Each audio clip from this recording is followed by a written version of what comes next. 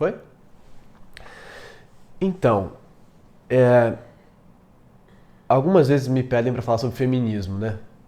E aí, obviamente, eu falo, não tem como falar sobre isso. Ou, quer dizer, acho claro que tem como falar, mas não acho, me parece razoável que eu fale sobre isso. E aí, e aí algumas vezes eu me coloquei lá a provocação e falo, bom, sobre o que você poderia falar? Você poderia falar sobre o seu machismo. E, e aí de uns tempos pra cá, eu fui repensando isso, assim, porque eu, na verdade, muito embora eu dissesse nas discussões de bar, assim, coisa que, claro que eu sou machista, como todo homem é machista, no fundo, eu não achava que eu era machista.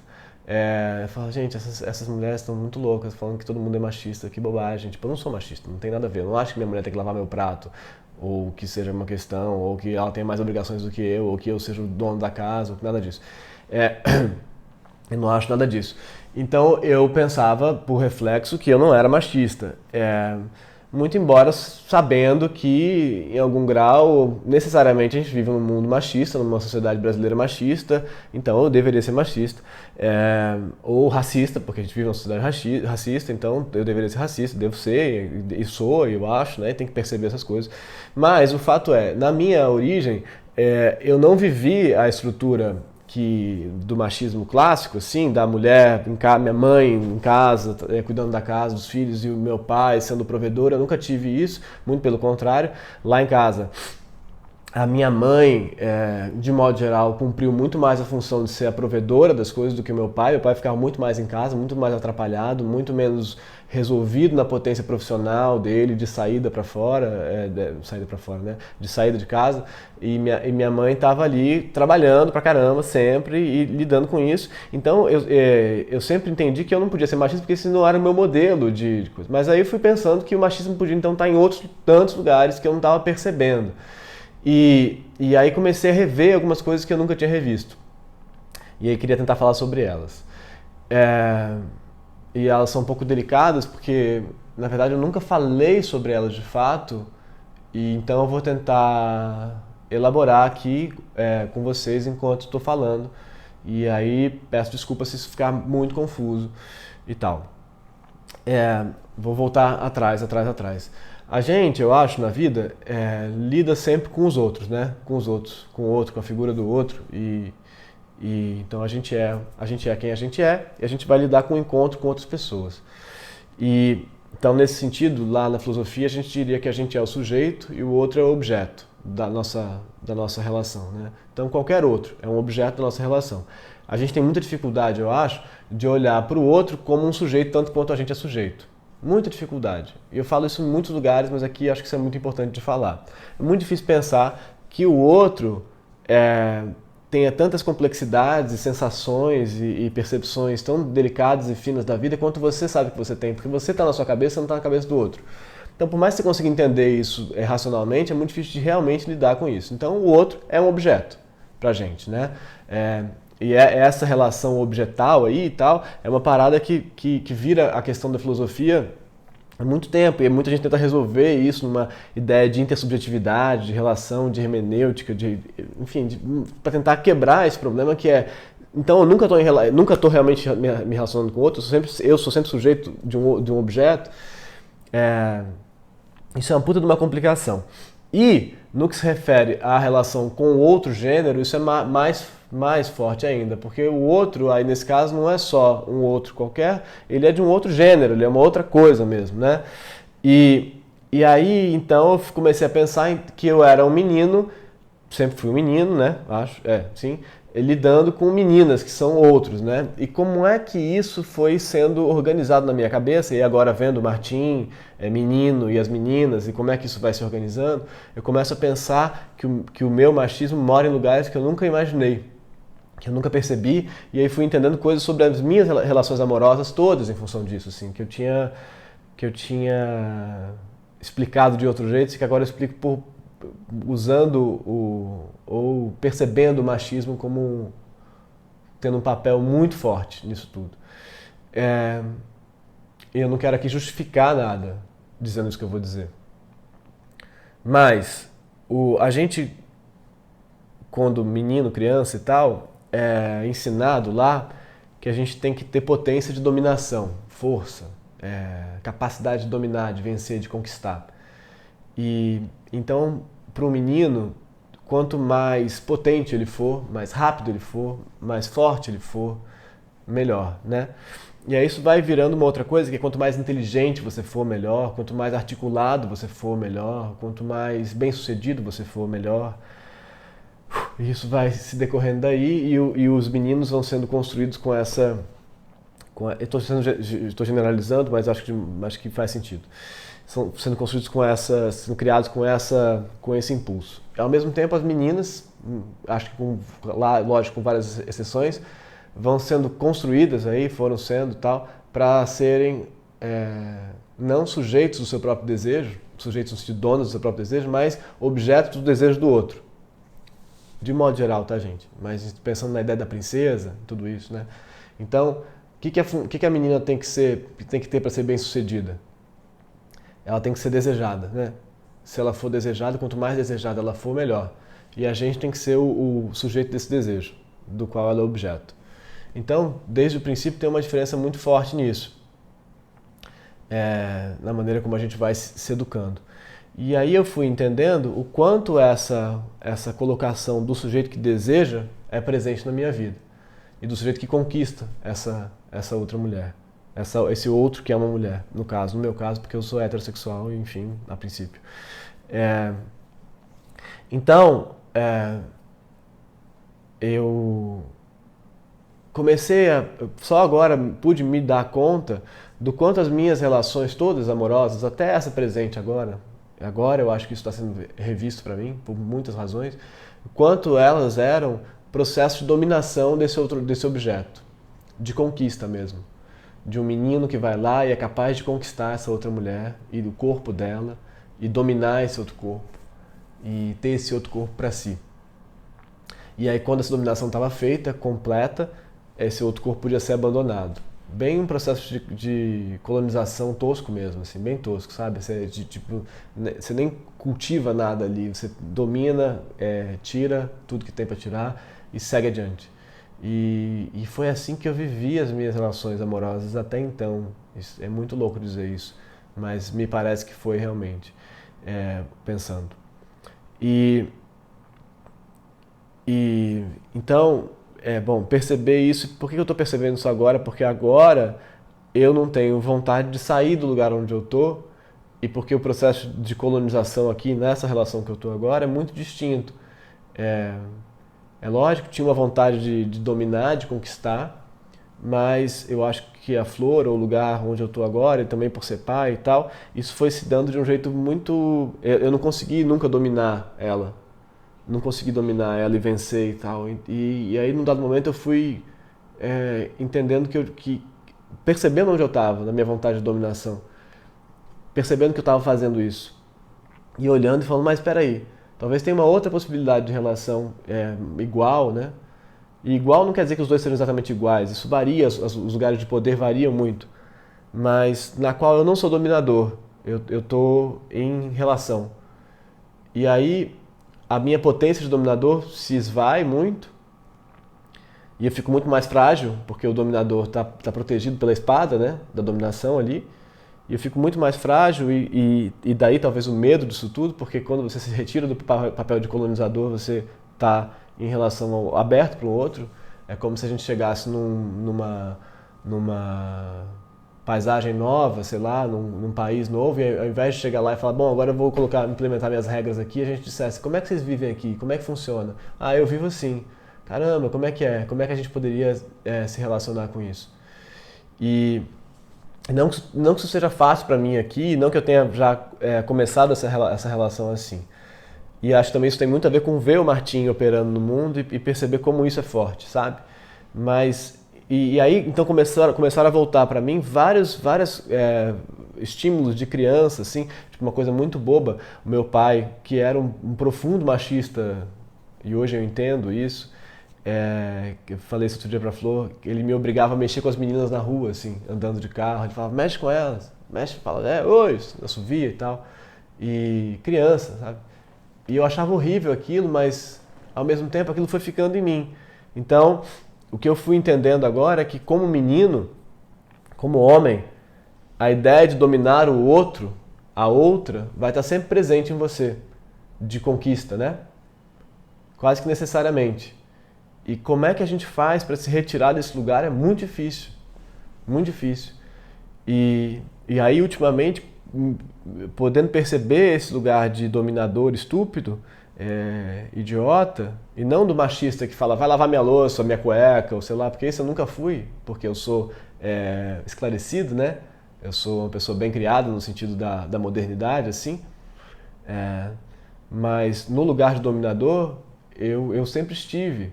E aí quando eu percebo esse lugar é muito doido, porque aí eu passo a perceber a quantidade de vezes que a minha fala e meu comportamento são de dominação do outro. E a quantidade de vezes que eu regulo o outro, controlo o outro com o meu discurso. Por mais que seja um discurso desconstruído, inteligente e tal, e que tenha muita quantidade de autoanálise e autocrítica, ele está sempre querendo controlar o outro. E agora eu percebo isso. E não percebi antes, porque antes isso estava... era totalmente natural do campo da minha dominação. E agora eu tenho uma relação, pela primeira vez, na qual eu não sou a potência. Eu sou milhares de vezes relegado a segundo plano. Relegado não, colocado em segundo plano. Eu sou coadjuvante da relação, eu sou espectador da relação ou da outra pessoa. Ou às vezes estou em foco ou não estou. E todo esse jogo de mudança de lugares me faz perceber em que lugar que eu estava antes, que era natural para mim como menino, homem, dentro desse campo de macho conquistador, né? De macho que vai dominar. E aí só agora eu percebo isso, e então aí eu posso dizer assim, quase com alguma segurança, que acho que necessariamente qualquer homem heterossexual e tal, ele é machista necessariamente, porque ele vai querer dominar o outro, que para ele é um objeto, porque ele é o sujeito, então esse outro é um objeto, e é uma mulher, então é a função dele dominar essa mulher, conquistar essa mulher, falar para os camaradas que comeu aquela mulher e tal, e pegou, não pegou, trepou, não trepou, chupou, não chupou. Não que as mulheres não façam isso também, mas fazem de um outro lugar porque elas foram lá, a princípio, construídas como objetos desse... Isso está mudando, eu acho, agora, né? A gente tem potência de modificação disso, mas isso é muito forte. Como a mulher é construída como objeto e a gente como sujeito dominador. E perceber isso é muito doido. Não que eu esteja mais evoluído agora, entendeu? Porque eu estou percebendo isso, não é isso, mas te obriga a rever suas coisas. Deu para entender o que eu falei? Achei bom.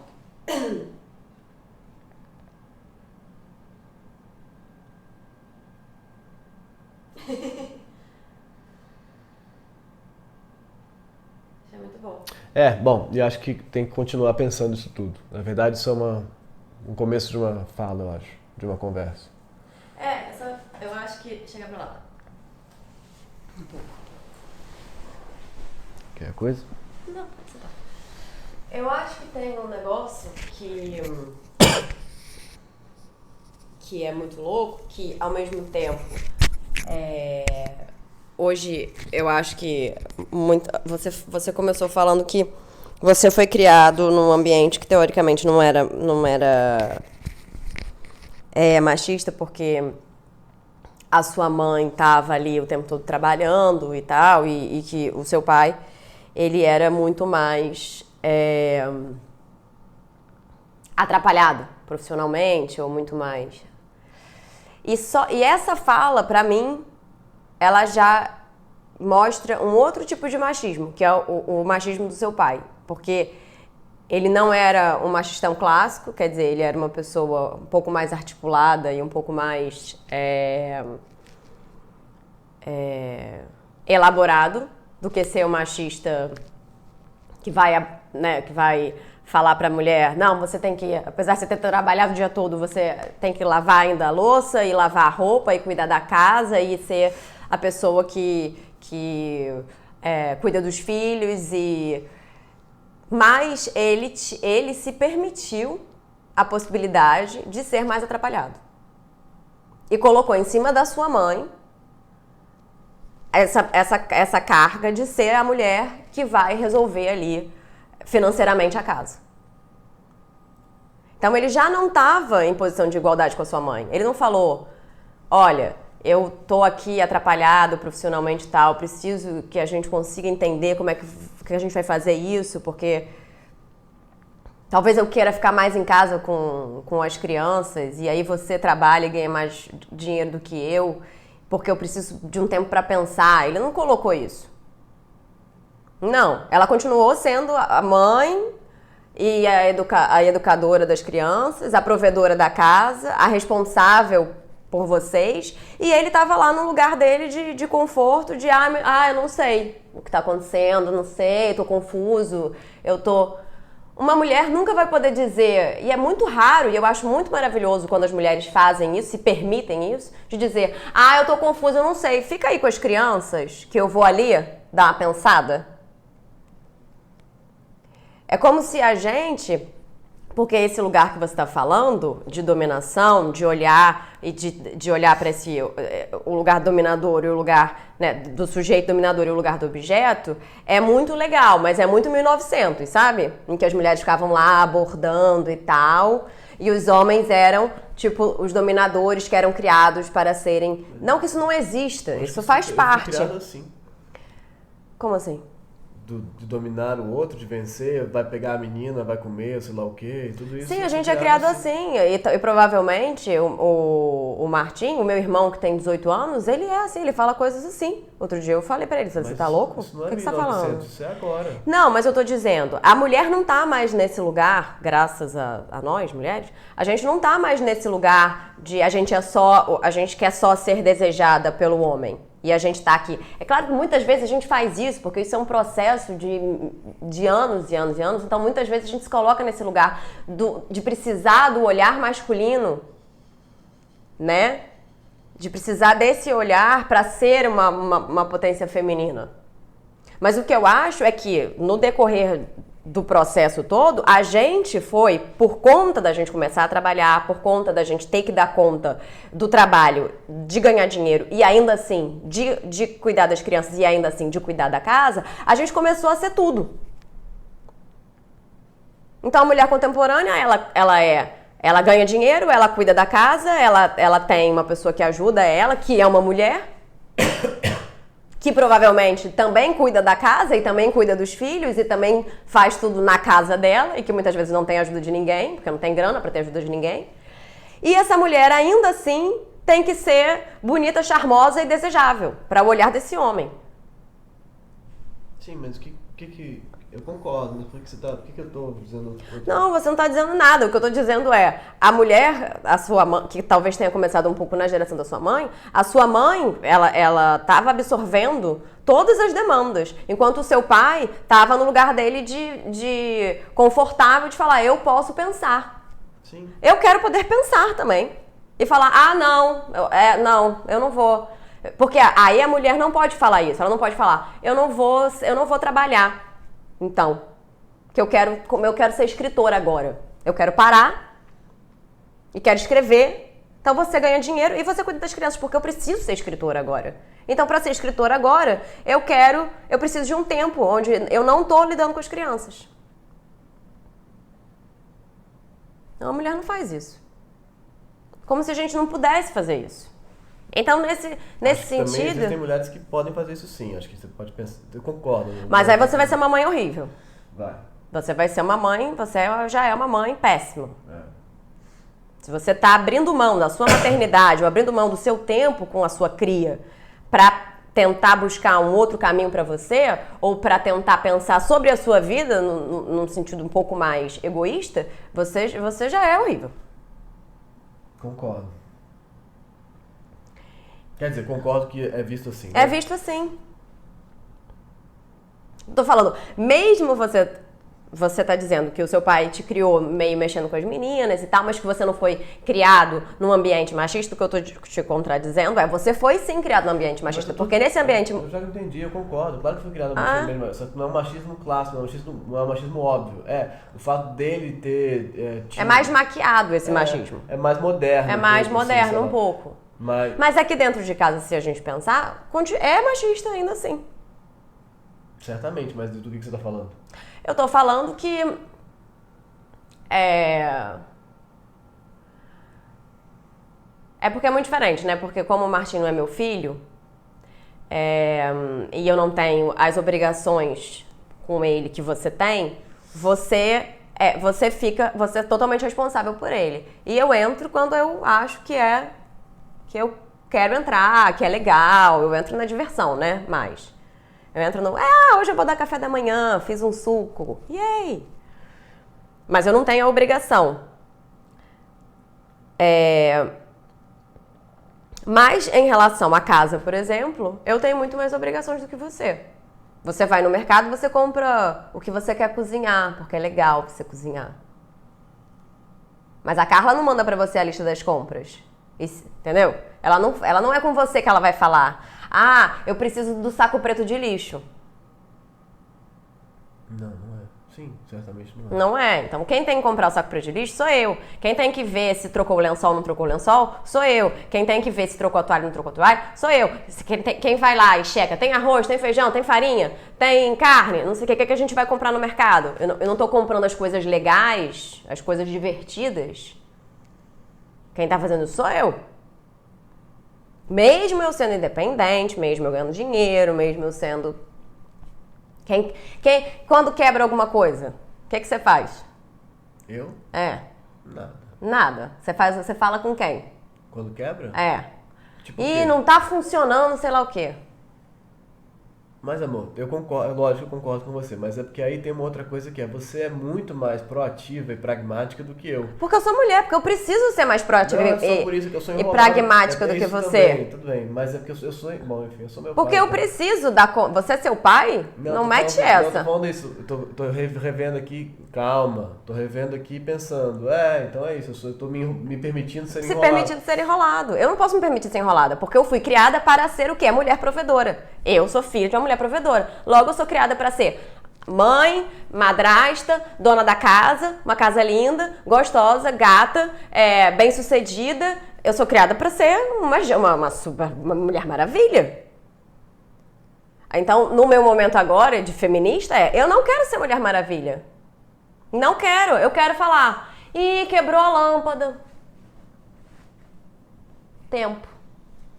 Emanuel, não tem feijão. Porque aqui a gente tá igual. Você ganha dinheiro, eu ganho dinheiro. Você paga as contas, eu pago as contas. E aí? Por que eu que tenho que resolver o problema do saco de lixo preto que acabou? Por que você não resolve o problema do saco de lixo preto?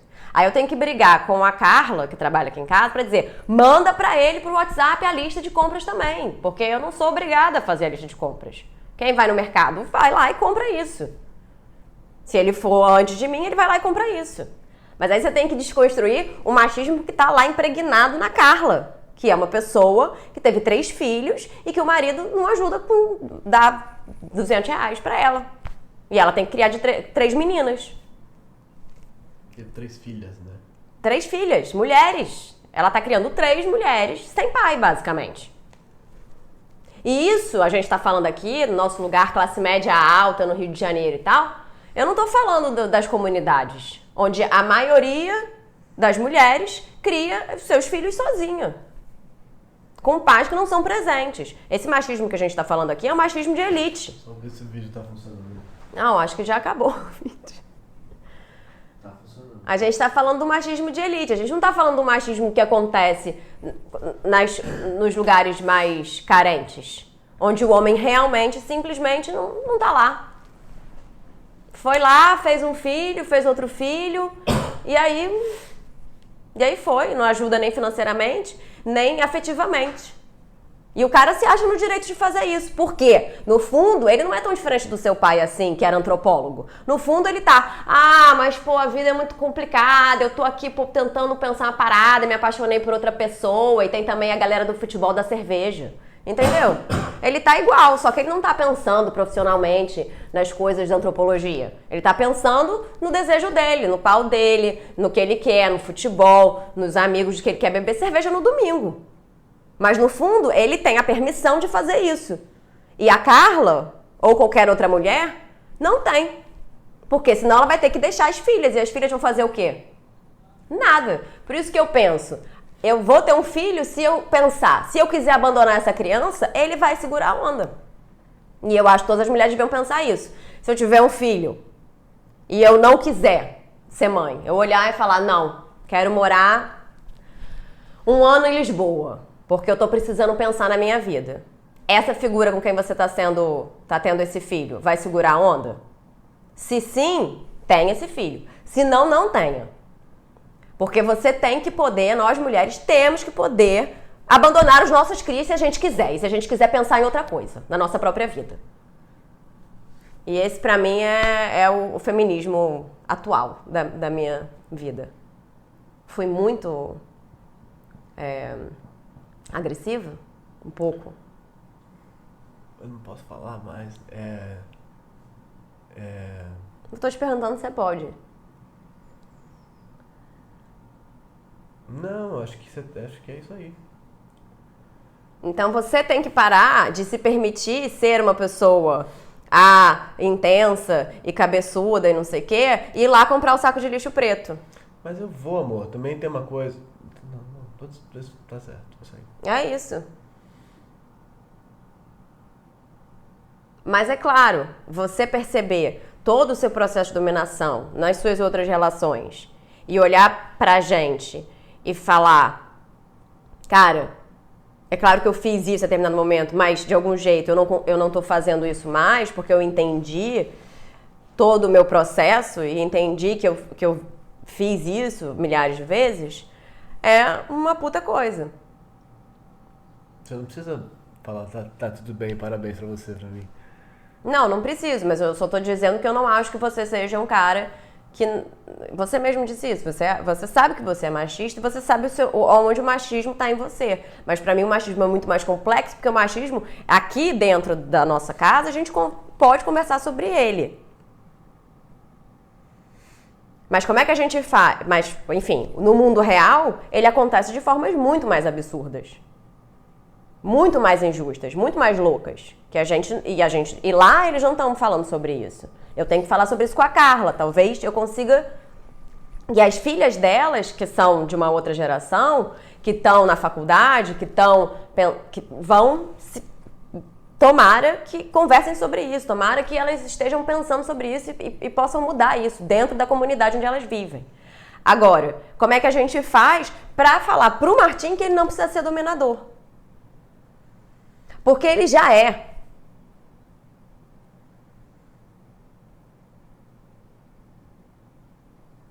Ele já é, porque a estrutura já é assim. Porque parece que tá no gen daquela criança. Do homem, parece que o homem nasce com um gen que diz, você precisa guerrear. E aí fica aquela criança com uma espada dizendo, eu vou matar você, não sei o quê, eu sou o chefe, eu sou o líder. E aí você me chama de chefe, por exemplo. Eu não quero ser chefe. Eu não quero, porque aí vira isso, a mulher é a dona da casa e ela é chefe dentro de casa, ou ela é chefe na relação. Isso é muito machista, eu não quero ser chefe, não sou chefe de ninguém. Não sou chefe. Porque é um lugar também confortável, onde a mulher é chefe. Ah, olha, ela que manda, ela que decide onde a gente vai jantar no sábado à noite. Eu não quero isso. Ela que organiza a viagem. Não sou chefe de ninguém. Amor, você adora isso também, né? Você adora organizar a viagem, você adora decidir onde a gente vai jantar. Quando eu decido, você não gosta. Então, porque você não tem bom gosto em relação a essas coisas. Então não vamos ser só assim também, né? Porque também não é isso, entendeu? Você gosta de decidir o que a gente vai fazer. E você também é machista, o ponto é esse. Eu também sou machista, entendeu? Eu também sou. Então, eu também tô tentando lidar com o meu machismo. Eu também tô tentando lidar com o fato de que eu não preciso controlar tudo. Você também vir aqui e falar, não quero nada disso. Que são coisas que você também tá replicando, entendeu? Também tô replicando. Então, porque o machismo tá em todos os lugares. Tá. Tá muito longo esse vídeo? Deve ter uma meia hora já. É tipo um programa. É tipo um programa, né, sobre o machismo. Será que a gente corta? Será que a gente continua falando? Não, Mas eu acho que você tem razão, eu acho que eu também sou machista, eu também tô tentando entender que eu tenho que deixar você fazer as coisas. Ao invés de eu querer controlar tudo, porque aí A mulher virou essa pessoa, que ela controla tudo, que ela é dona de tudo, que ela é a chefe da casa, mas ao mesmo tempo ela é a chefe do dinheiro, ao mesmo tempo. Então a mulher bem-sucedida, ela é o quê? Ela ganha mais do que o homem, ela manda mais do que o homem, ela é melhor do que o homem. Então a gente tem que ser melhor, como se a gente tivesse que ser melhor. Pra gente ser dominante, né? A gente ser a dominadora. A gente tem que ser a dominadora. E eu também não acho que seja bom. Eu não quero dominar ele. Como é que a gente faz também pra não inverter esse lugar, né? E o homem ser o fraco, quer dizer, a parte mais... E a mulher ser a dominadora da coisa. Lógica, porque é a mesma lógica. Então a gente não pode mudar a lógica, né? A gente não pode mudar, não. A gente tem que mudar a lógica. A gente não pode inverter a lógica. Então as mulheres são agora as dominadoras e os homens são os objetos de dominação. Fiquei pensando numa coisa que eu não falei, negócio da dança, né, que eu ia falar, que a gente tava numa festa esses dias e eu não sei, enfim, dançando, né, a ideia de que o homem guia e a mulher é guiada, aí a Flor falou, não, deixa eu te guiar, e pra mim era simplesmente impossível ser guiado, tipo, físico. Eu tentei dançar forró com ele e eu falei, não, peraí, deixa eu levar você. E ele falou, mas como é que faz isso? Como é que você... Fisicamente não dava pra mim se submeter ao negócio, é muito doido, né? Como isso tá em todas as coisas, né? E pensando no sexo, que é uma coisa que a gente ficou falando também, como no sexo é natural que eu seja o que vai dizer como é ou como não é, e que pra gente no começo era super estranho, que você falava, não, pera, não é assim, vamos pra cá, e a gente brigava durante o sexo, por causa disso, que pra mim era uma crise, Porque também, em relação ao sexo, é muito mais injusto com os homens, porque como vocês foram feitos para dominar e vocês são a virilidade da coisa, então vocês têm que, dentro do sexo, além de dar prazer, o que é já dar prazer, né, o prazer se constrói junto, né? Ninguém dá prazer pra ninguém, a não ser que você compre uma barra de chocolate pra pessoa e dê pra ela. Fora isso, né? Você não tem como você dar prazer se você não quer sentir prazer. Aí não existe. O cara pode se esforçar muito ali, mas você tem que se permitir também sentir esse prazer. Mas o homem, ele é criado pra ser o cara que é foda, né, na cama. Que é o cara. Você tem que ser genial, né? Por isso que brocha, né? Por isso que brocha, E é terrível, porque as mulheres, muito machistas, e aí que você falou, né, que o cara liga e fala, se o cara é mais sensível, ele vai falar, cara, não, pô, ontem a gente teve uma noite, não sei o quê, e foi incrível, porque não sei o que lá aconteceu, e pô, rolou uma conexão e tal. Se o cara é tosco, ele vai falar, cara, comi ela. Por outro lado, isso é terrível, mas por outro lado, as mulheres também vão falar, você não acredita que ele broxou. Gente, ridículo. Ou vai falar, nossa, o pau dele é maravilhoso. O pau dele é incrível, não sei o quê. Ou vai falar, nossa, ele é péssimo de cama. Também é horrível. E também é machista, né? Você dizer, o cara é péssimo. Você tá dizendo que não é um encontro. Você tá dizendo que não é um encontro, que o cara tem a responsabilidade de fazer gozar. E se ele não te fez gozar, ele é péssimo de cama. E você tem que fingir que gozou. E você finge que você gozou, pra você acabar rápido com aquilo e ir embora pra sua casa. Que acontece, né, gente? Vou interromper esse vídeo. Vamos. Se inscreve no canal, depois desse vídeo de 30 horas. Se você chegou até o final, se inscreve no canal. 33 minutos.